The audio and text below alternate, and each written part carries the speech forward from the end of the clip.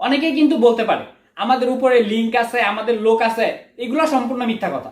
কারো কোনো লুক নাই, কারো কোনো লিঙ্ক নাই।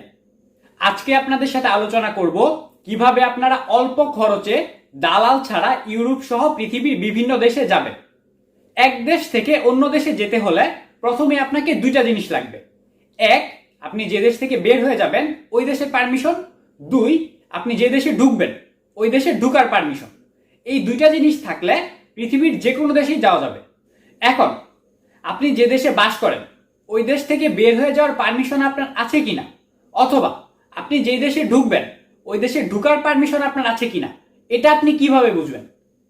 আপনি যদি বাংলাদেশ থেকে অন্য কোনো দেশে যেতে চান তাহলে আপনার যদি পাসপোর্ট থাকে আর আপনাকে নির্দিষ্টভাবে আইন দ্বারা নিষিদ্ধ করা না হয় তাহলে আপনার বাংলাদেশ থেকে বের হয়ে যাওয়ার পারমিশন আছে।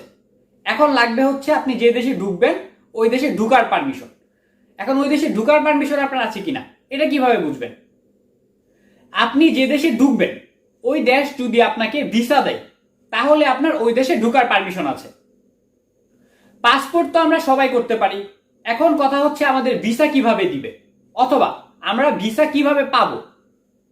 আজকে আমি যেই কথাগুলো বলবো এর বাহিরে যদি কেউ কোনো কথা বলে তাহলে ভাববেন এটা সম্পূর্ণ মিথ্যা কথা, আপনার ব্রেন ওয়াশ করতেছে। অনেকেই কিন্তু বলতে পারে আমাদের উপরে লিঙ্ক আছে, আমাদের লোক আছে। এগুলো সম্পূর্ণ মিথ্যা কথা। কারো কোনো লুক নাই, কারো কোনো লিঙ্ক নাই। অনেকেই কিন্তু দালালের এইসব কথা বিশ্বাস করেন। এসব বিশ্বাস করবেন না।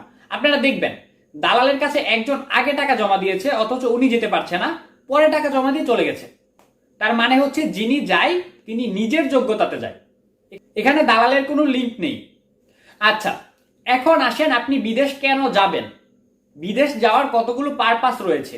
যেমন আপনি স্টুডেন্ট ভিসায় যেতে পারেন, আপনি ঘুরতে যেতে পারেন, আপনি বিজনেস পারপাসে যেতে পারেন, ডাক্তার দেখাতে যেতে পারেন, অথবা আপনি কাজ করতে যেতে পারেন।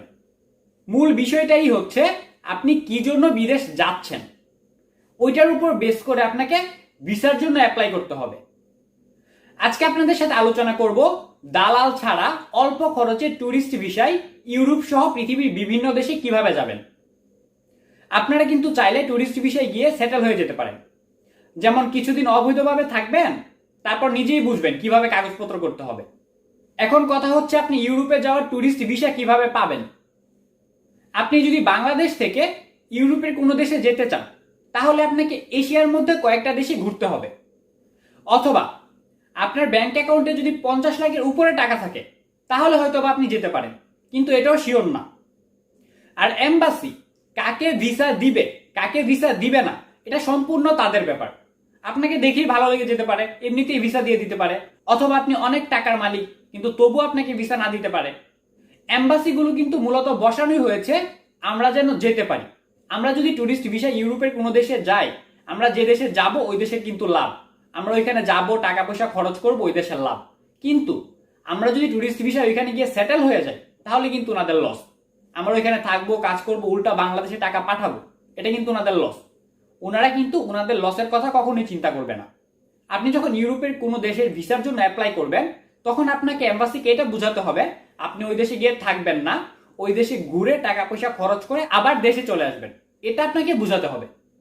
তাহলে আপনি ট্যুরিস্ট ভিসায় ইউরোপে যেতে হলে প্রথমে আপনি এশিয়ার কয়েকটা দেশে ঘুরবেন। তাদের মধ্যে জাপান, থাইল্যান্ড, রাশিয়া, এই দেশগুলোর ভিসার মূল্য অনেক বেশি। আপনি যদি এই দেশগুলোয় যেতে পারেন তাহলে আপনি ইজিলি ইউরোপের কোনো দেশে চলে যেতে পারবেন। অথবা আপনি যদি এশিয়ার মধ্যে কোনো দেশে ঘুরতে না চান তাহলে আপনার ব্যাংক অ্যাকাউন্টে অনেক টাকা লাগবে। ওনারা যেন বুঝতে পারে আপনি ওইখানে গিয়ে টাকা পয়সা খরচ করে আবার চলে আসবেন। কারণ আপনি যদি গরিব ফ্যামিলির হন তাহলে তো আপনার অ্যাকাউন্টে টাকা থাকবে না। আপনি ওইখানে গিয়ে কাজ করে উল্টা দেশে টাকা পাঠাবেন, ওনারা এটা ধরে নিবে। তাহলে আপনাদের কি করতে হবে, ব্যাংক অ্যাকাউন্টের মধ্যে টাকা রাখতে হবে অনেক বেশি। এম্বাসি যেন বুঝে আপনি ওইখানে গিয়ে টাকা পয়সা খরচ করে আবার চলে আসবেন, ওইখানে থাকবেন না। এখন প্রশ্ন আসে আমরা এত টাকা কোথায় পাবো। অনেক এজেন্সি আছে যারা আপনাদের অ্যাকাউন্টে টাকা রাখবে, আপনি বিদেশ যাওয়ার পর ওই টাকাটা আবার ওরা তুলে নিবে। কিন্তু ওনাদের কি লাভ, ওনারা এখান থেকে কিছু লাভ নিবে। যেমন আপনি তো 1 মাসের মধ্যে বিদেশ চলে যাবেন, তারপর ওনারা টাকাটা তুলে নিবে আর সাথে আপনার এখান থেকে কিছু লাভ নিবে। আর যদি আপনি সত্যি ট্যুরিস্ট হন তাহলে তো আপনি বুঝবেনই কিভাবে যেতে হয়, কিভাবে কি করতে হয়। আর যদি আপনি সত্যি ট্যুরিস্ট হন তাহলে আপনার এত ঝামেলা নাই। এম্বাসির লোকরা দেখেই বুঝবে আপনি ট্যুরিস্ট। আর আমাদের বাংলাদেশিরা অনেকেই ট্যুরিস্ট ভিসায় গিয়ে সেটেল হয়ে যায়, এই জন্য আমাদের বাংলাদেশিদেরকে ভিসা দিতে চায় না, কারণ আমাদের একটা খারাপ রেকর্ড অলরেডি হয়ে গেছে। আর এই যে আমি আপনাদেরকে বুদ্ধিটা দিচ্ছি ট্যুরিস্ট ভিসায় গিয়ে কিভাবে সেটেল হয়ে যাবে, এটাও কিন্তু একটা খারাপ বুদ্ধি। আমি পরবর্তী ভিডিওতে আপনাদের সাথে আলোচনা করব কোনো দালাল ছাড়া ওয়ার্ক পারমিটে কিভাবে পৃথিবীর বিভিন্ন দেশে যাবেন। ধন্যবাদ।